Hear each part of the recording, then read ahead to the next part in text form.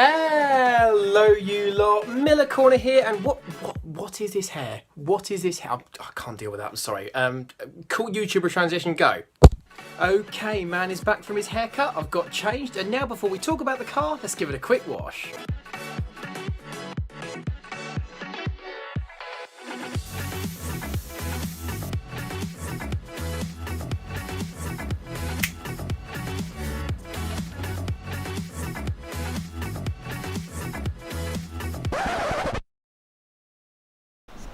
Okay, so we're a little bit later in the day now. To be honest with you, I was hoping to already have this filmed by now, but as is always the way, we've had weeks and weeks and weeks of gorgeous weather, massive heat and loads of sunshine in England, and then the one day where I need to detail the car and film outside, it then rains halfway through the day. So thanks for that weather, really appreciate it. But anyway, it's all right now, so we're a bit later in the day, so now we're at the pretty rurally bit that I like to use, and we can talk about this a little bit further. First though, a bit of background, because once I had my slight altercation with a lorry in Germany, I obviously didn't have a car to drive around. I got a flight back to the UK, and once I got back to the UK, the Super Seicento, the fate of which was unknown at that point, was still very much in the German storage facility, so I had no idea if my car was coming back, when it'd be coming back, and if it would be even remotely drivable or fixable when it did. So meantime, I needed a car to drive around. I needed a car to go to work, to go to the shops, to take my brother home from school. Thankfully, we did have a backup waiting in the wings, and that is this.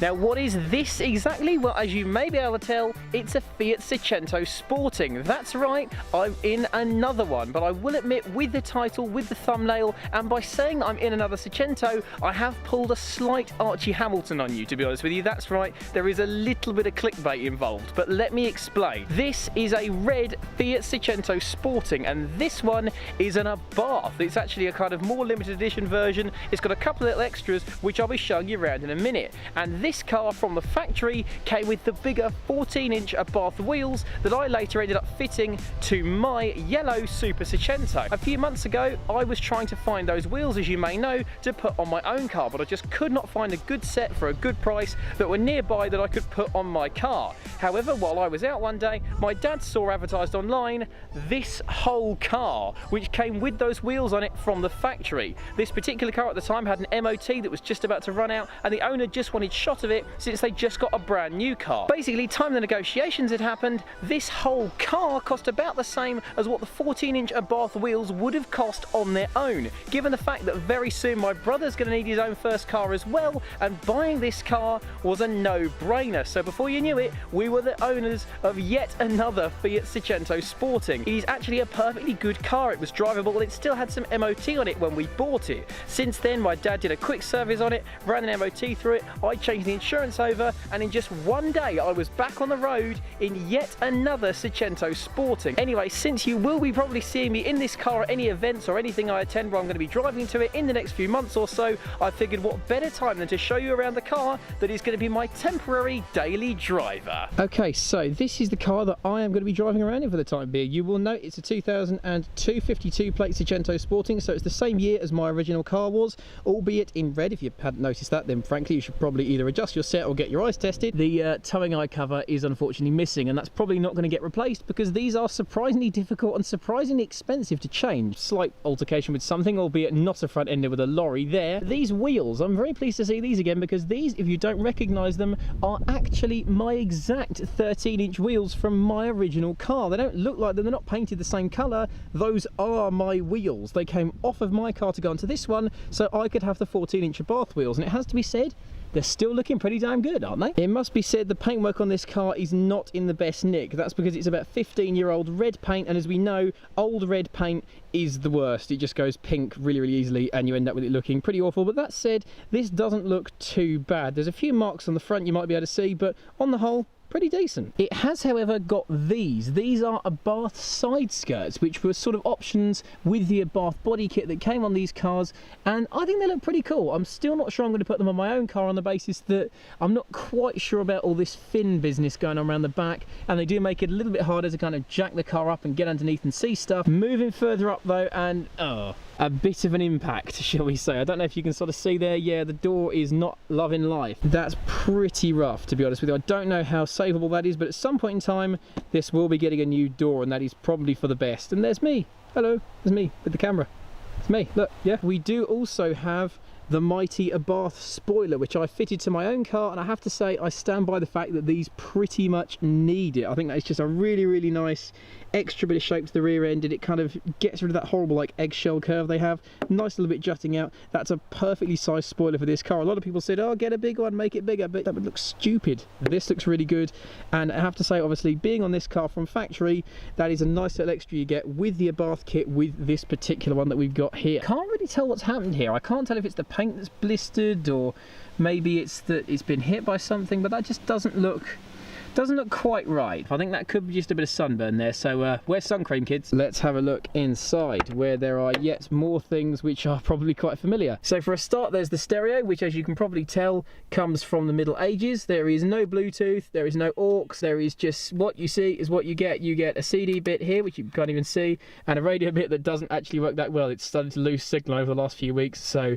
either that or the aerial are probably on their way out. But that said, it does have a stereo, and to be fair, that is more modern than the unit that's come in my new car, which I will show you at some point. That may well be the original. That is prehistoric. There is the silver dash panel in this one, not the carbon fibre looking one that I had put in mine. But that said, this is again what would have been in it from the factory, like was in mine. And again, it's got the same issue where you can't actually turn the heater all the way. There seems to be a fairly common issue with these cars that you can't actually, I don't know if you can see there, the heater knob won't go all the way around to hot. No idea why, but you know, it's a Fiat, so you come to accept that as character. You got your glove shelf here for water bottles and other exciting things. We've got these floor mats, which were in the car when we bought it, and I'm fairly certain are not Seicento ones, on the basis that I did have one in the driver's footwell, but within 100 yards of driving, on the very first time I drove this to work, I realised that these are way too big and got tangled up in the pedals. So that was fun and not at all scary. I've also got a dash cam in here, you can sort of see tucked behind there, and I want to make it plain, this is not a permanent install. I've just done a very quick, very sort of functional install with some cable ties. It sort of runs down there, and I've tied a little bit of it down to the seat rail, and then it sort of runs down there. You can kind of see I've cable tied it to the seat frame for it to then plug in there. I want to make it plain that as functional as this is not a permanent or tidy install. This is not designed to be stealth, it's not designed to be permanent. Given that I did this in 5 minutes with some cable ties before work, I'm giving myself an A+ for that. Well, maybe a B or a C. Or C minor. But perhaps the best thing about the interior of this particular Seicento is this button. That's right, we've got an extra button, and what does that do if I press it? Oh, that's right, we've got a Webasto sunroof, which opens up all the way. Look at that, rolls back all the way to reveal the beautiful sunshine out there. I've got that kind of wind-up glass one in my car. This is a fairly rare option from what I understand, and you end up with masses of headroom, and you can see right out into the world. And if I climb up here, you can do this. I should probably get down now. Yeah, let's get down. Anyway, in all seriousness, this does actually add a really nice element to driving. You get kind of almost a convertible feel. You even get a little bit of the experience in the back of the car as well. So that is a really nice feature. It's fairly rare and not too prone to braking from what I understand. We'll put it back on for filming reasons, but it must be said, I like that. Other than that, the interior is pretty much standard stuff, with one exception, and that is the headrest. The headrests, unlike mine with my standard seats, these have got Abarth logos embroidered into them. You can probably see there. I mean, that is pretty cool.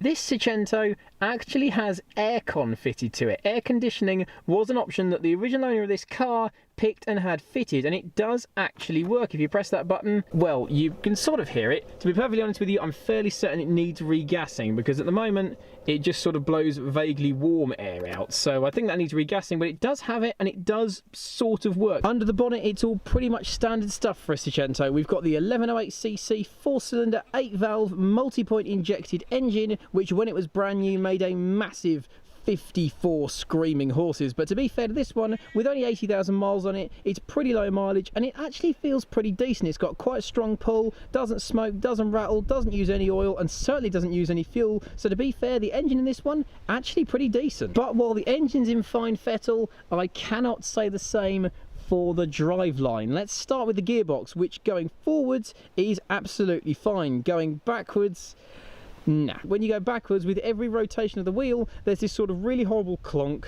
clonk, clonk with every single rotation of the wheel, no matter how much or how little steering lock you've got on. So we've put that down to the gearbox being absolutely screwed. So as soon as we can, we need to source a new gearbox, get this thing on a ramp, get that changed, because as much as it does go in reverse, with it making that noise, I'm not sure it's going to be going in reverse or going anywhere for very much longer. And if a noisy reverse wasn't bad enough, the clutch is pretty much completely gone, in so much as that the biting point on it is pretty damn high on the pedal, and when it does eventually bite, it's incredibly snatchy, so it's kind of nothing. End result, I do end up looking like a bit of a learner driver in this thing if I'm not paying full attention to getting that kind of slipping clutch out smoothly. So if you do see me pulling out of a meet and I stall it, or I slip the clutch, or I end up accidentally doing a burnout, I promise you I do actually know how to drive. It's just that this doesn't want me to, apparently. So there you have it. That is my temporary daily driver. No, I haven't bought it. No, this is not the new project I keep alluding to. That's coming to the channel in the next few weeks. Keep your eyes peeled. But yes, it is a Seicento. It's not the best condition one, not the nicest one, not the most fun to drive, but it is a Seicento Sporting, and that means I still kind of feel like home in this car, and it could be a hell of a lot worse. I came back from Germany, and within 2 days I was back on the road in a car that I found familiar, and it could have been a hell of a lot worse. I could have had to drive a Corsa, but nope, I got myself back into a Seicento Sporting, and it's a car that I'll be driving around in for a few months or so while we're rebuilding the Super Seicento, which means I'll be using this to drive to work every day, to go to the shops, and of course to use it to attend any meets or events that I'm going to. So if you do see me in this car, come say hi, come get a closer look at it, and please don't make fun of me if I stall it with the totally knackered clutch. Anyway, thanks very much for watching this video, everybody. I really appreciate it. If you liked it, don't forget to give it a big old thumbs up, and also subscribe and hit the bell icon so that you are notified when a new Miller Corner video is released. But for now, thanks once again for watching, everybody, and have a brilliant rest of your day. See you soon, and have a good one.